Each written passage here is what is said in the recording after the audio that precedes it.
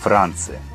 Город любви, город огней, столица мира. Все эти старинные названия актуальны и по сей день. Вы, наверное, уже поняли, что сегодня речь зайдет о Париже.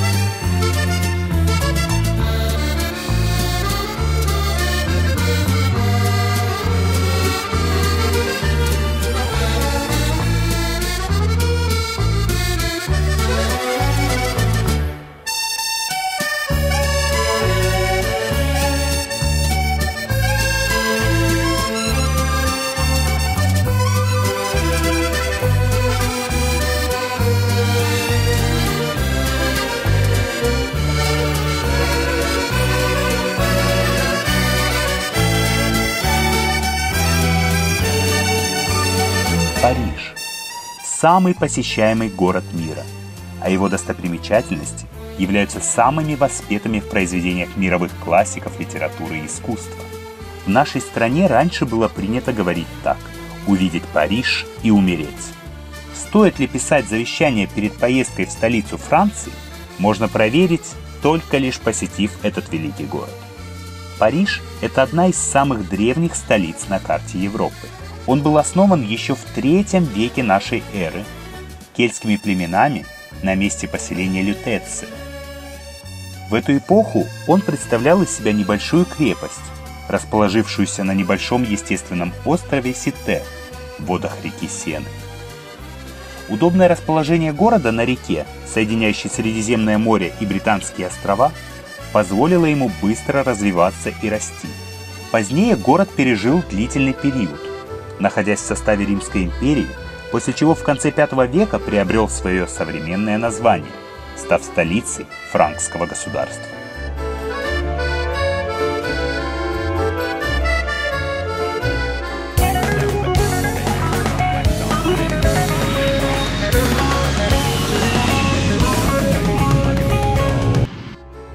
Сейчас этот город с населением более 2 миллионов человек, ставший одним из главных культурных и политических центров мира. Великая и насыщенная история Франции, крупные географические открытия и любовь французов к прекрасному сделали столицу Франции одним из самых красивых и романтичных городов Европы. Даже тот, кто никогда не бывал в Париже, знает, что такое Елисейские поля, Лувр, Триумфальная арка и Эйфелева башня. Последняя, в свою очередь, стала визитной карточкой города и самым фотографируемым объектом в мире. Мы не могли пройти мимо и по приезду немедленно отправились именно туда.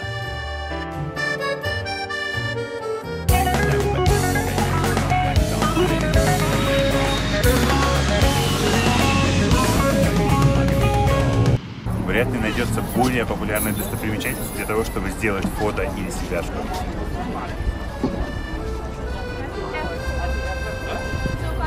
Как и многие мировые объекты культурного наследия, Эйфелева башня изначально имела совершенно не туристическое предназначение. Построенная в 1889 году архитектором Гюставом Эйфелем, эта 300-метровая башня являлась временным зданием и служила входной аркой Всемирной выставки. Башню предполагали разобрать в 1909 году, но ошеломительный коммерческий успех позволил ей получить вечную прописку в Париже.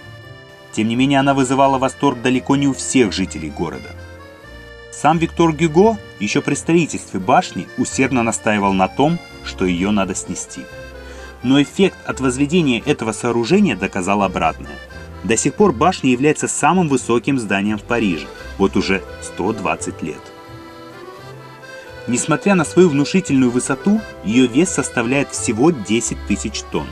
Любопытно, что башня имеет свой запатентованный цвет – эйфелевый коричневый, придающий ей бронзовый оттенок.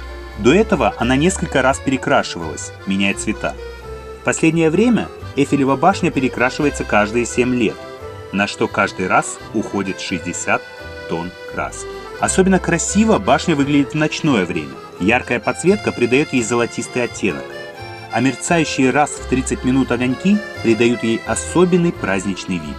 Сегодня Эйфелева башня, оборудованная лифтами, поднимающими туристов на 3 разные этажа, каждый день ожидает своих гостей, чтобы те могли полюбоваться сказочно красивым видом Парижа с 3 разных высот.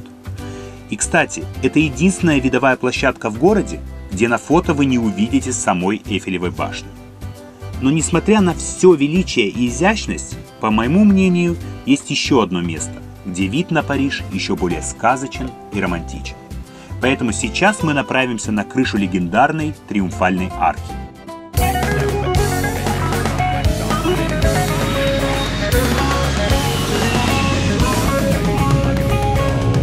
Терраса на крыше Триумфальной арки открывает потрясающий вид на город. И, собственно, на него можно смотреть очень долго.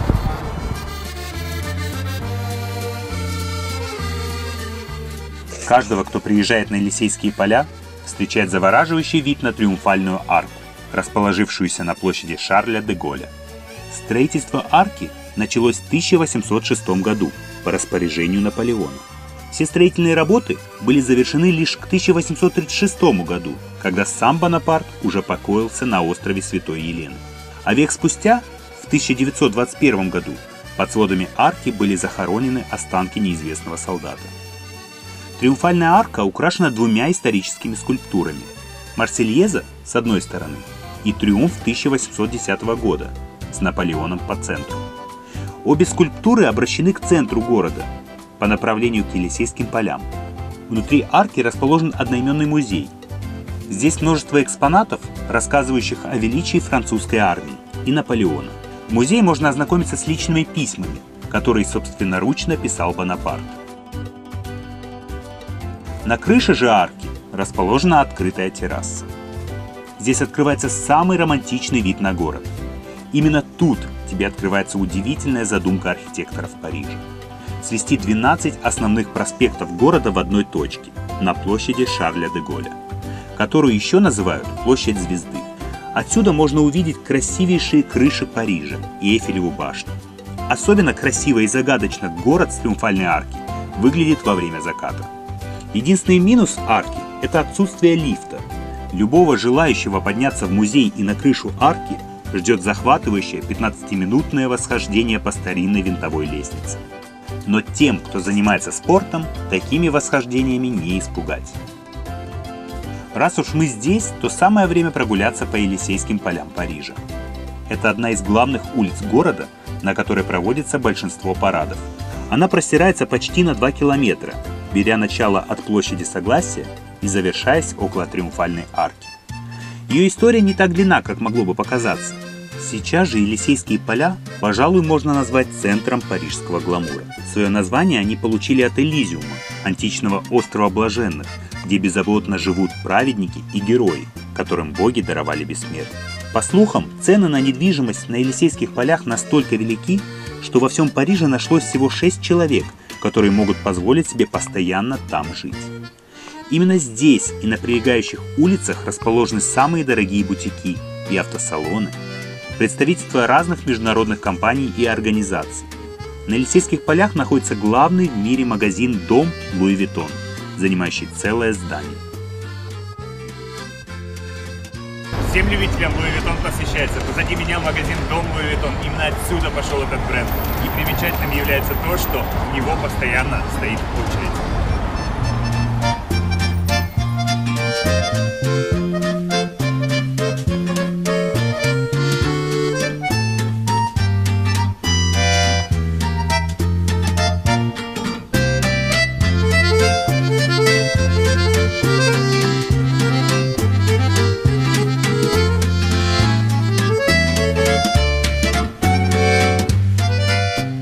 Париж – очень удобный город для туриста. Здесь можно начать свой маршрут в одном месте и, постепенно двигаясь в одном направлении, перемещаться от одного знакового объекта города к другому. В нашем случае прогулка по Елисейским полям завершается на площади Согласия. Сейчас мы находимся на площади Согласия, где во время Великой Французской революции когда-то стояли гильотины. Сейчас же на этом месте возведен настоящий древнеегипетский обелиск.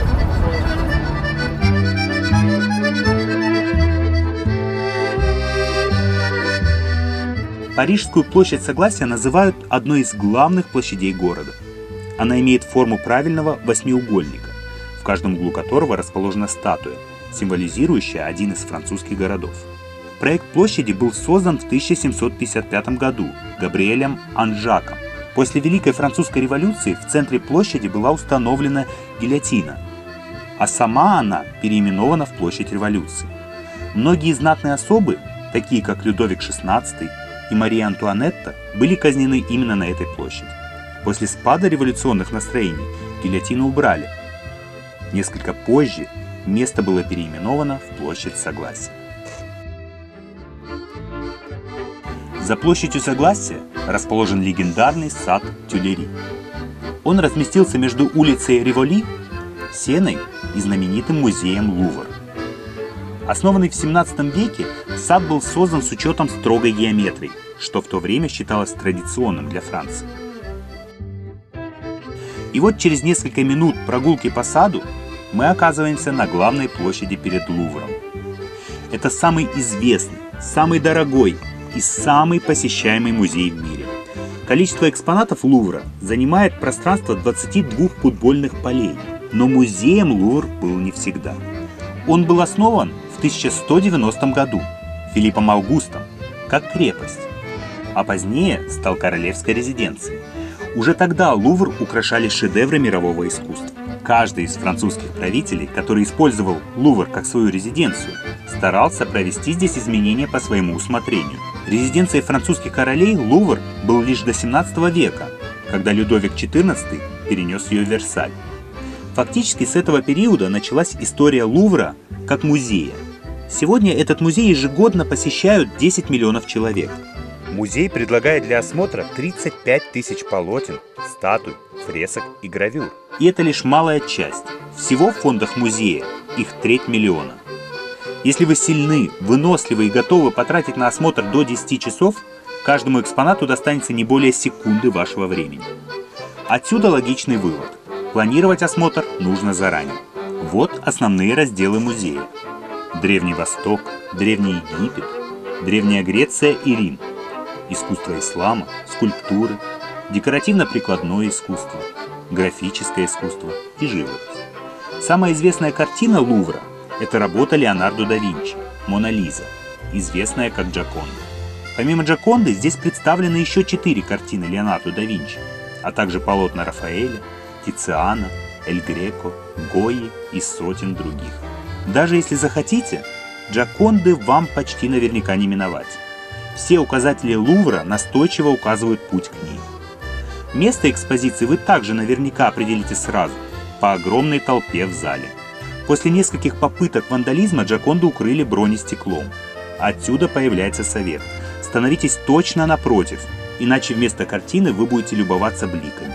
Также не надейтесь простоять перед Джокондой долгое время. В зале дежурит охранник, который следит за тем, чтобы одни посетители не задерживали других. Прикоснувшись к прекрасному, самое время уделить время историческому. И мы направляемся на остров Сите, в чрево Парижа. Сите – один из 2 островов Сены, уцелевших до наших дней. Историческое сердце Парижа. Остров соединен с городом 9 мостами. Благодаря этому попасть на него не составляет труда из любой части Парижа. В былые времена на острове размещалась королевская резиденция. Сейчас же здесь практически никто не живет. Жилых домов на острове Сите осталось не более 30. Помимо величественного собора Парижской Богоматери, на Сите находится знаменитая парижская тюрьма Консьержери, ныне музей, дворец правосудия и старейший цветочный рынок. И, конечно, масса других не менее интересных объектов.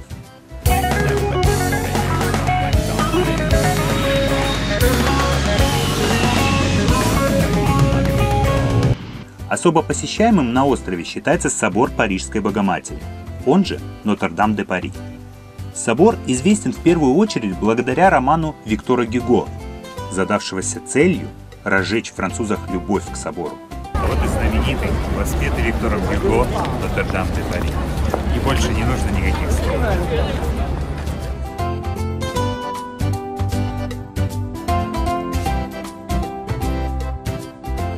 Вероятно, именно Гюго следует благодарить за возможность по сей день любоваться собором. При правлении Людовика XIV за 150 лет до написания романа Нотр-Дам серьезно пострадал и лишился всех своих витражей. Да и революция не прошла для него бесследно. А всего через 10 лет после издания романа началась реконструкция. Считается, что в соборе хранится один из гвоздей, с помощью которых был сколочен крест для распятия Иисуса Христа. Еще одно из популярных мест острова находится прямо перед входом в собор. Это нулевой километр всех автодорог Франции.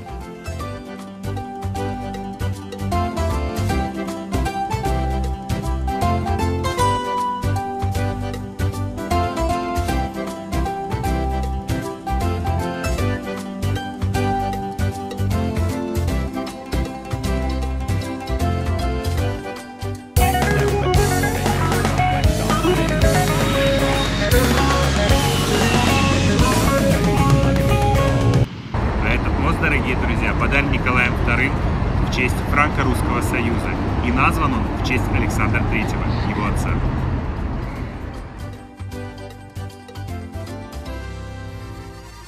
В Париже есть район, который стоит несколько особняком, а точнее даже парит над городом на высоте 130 метров. Позади меня базилика Сакрэ-Кёр. Это второй по значимости храм в Париже. Он построен в римско-византийском стиле на холме Монмартр.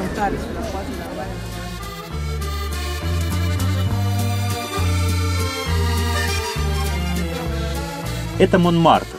В переводе буквально он означает «гора мучеников», названная так в честь первого христианского проповедника-мученика, принявшего свою смерть именно здесь. Монмартр по сей день сохранил свою архитектуру и аутентичность. Узенькие улочки, маленькие площади, картинные вернисажи – все это Монмартр. Многим может показаться, что это город в городе. Именно здесь расположены такие знаковые места, как собор Святого Сердца, знаменитое кладбище Монмартра, старинная ветряная мельница, блошиный рынок. Мы находимся в районе Монмартра. Это район искусств. И здесь находятся самые известные вернисажи в Париже.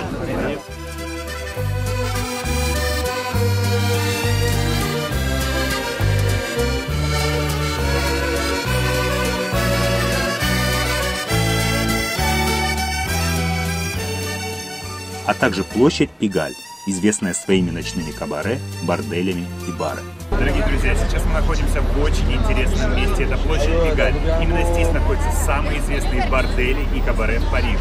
И самый известный из них, конечно же, Мулен Руж.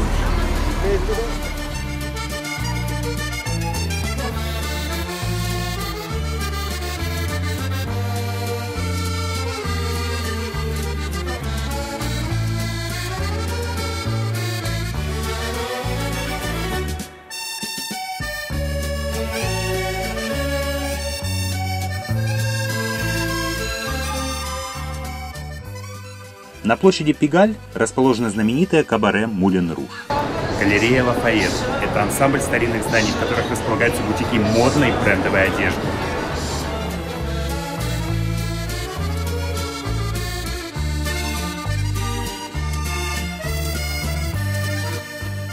Париж – это не только архитектура, искусство и история.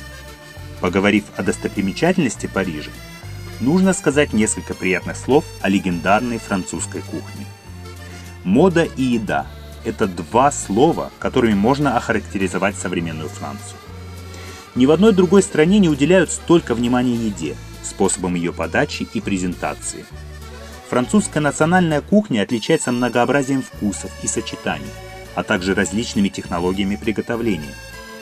Французы называют кулинарию искусством и считают, что в любой рецепт можно привнести новизну и сделать его уникальным. Традиционная французская трапеза может начинаться с закусок, за которыми следует суп, затем основное блюдо, салат и сыр. Завершением трапезы служит десерт или фрукты.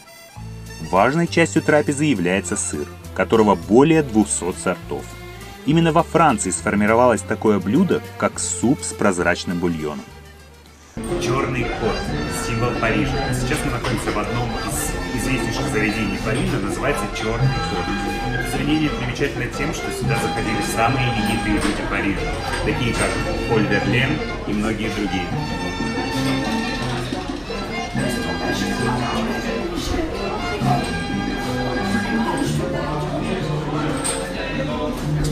Где мы обязательно будем дегустировать красные вина из Бордо. Ну и, конечно же, знаменитое французское шампанское. Особой гордостью французов являются вина. Короли французских вин – это Бордо и Бургундское. Также всемирной известностью пользуется коньяк. За французами закрепилось обидное прозвище – лягушатники, благодаря употреблению ими в пищу лягушачьих лапок. Однако это блюдо является скорее деликатесом, а не ежедневной едой, и попадается не во всех ресторанах. Франция является крупнейшим импортером лягушек из азиатских стран. Ароматные круассаны, луковый суп, утиная ножка конфи, свежие устрицы и многообразие вина и сыра – все это то, с чем всегда ассоциируется Франция. Сложно перечислить все основные блюда французской кухни. И это может стать отдельной темой для разговора, отдельной программы. Самое время знакомиться с традиционной французской кухней. Конечно же, это традиционный французский луковый суп. Это бургундские улитки и деликатес лягушачьи лапки.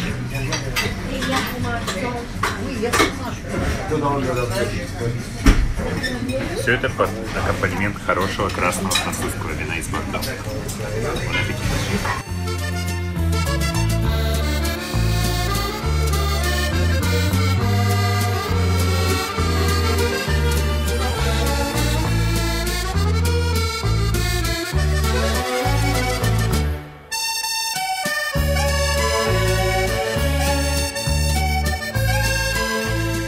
Позади меня большой дворец. Это величественное здание со стеклянной крышей. И теперь в нем проводится огромное количество выставок.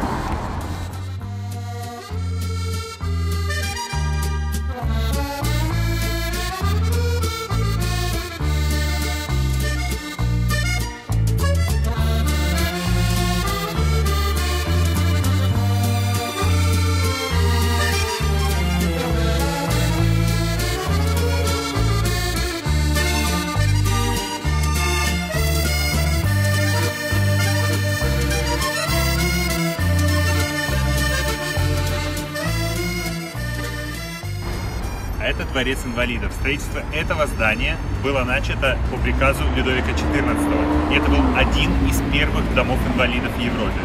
Сейчас он также принимает инвалидов, но на его территории располагается несколько музеев.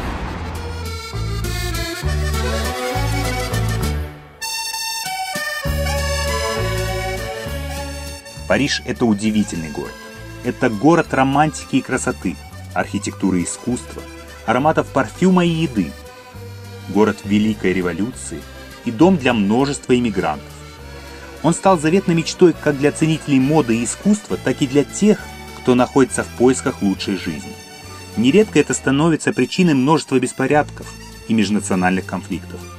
Французы умеют отстаивать свои права и делают это настолько изящно, насколько это присуще тем, кто воспитывался в любви к своему городу и своей стране. Парижанам бесспорно есть чем гордиться. И это не только великая история Франции и Парижа, это еще и умение сохранить и показать все то наследие, которое досталось современным людям от их предков. Ведь не просто так этот город называют городом любви и столицей мира.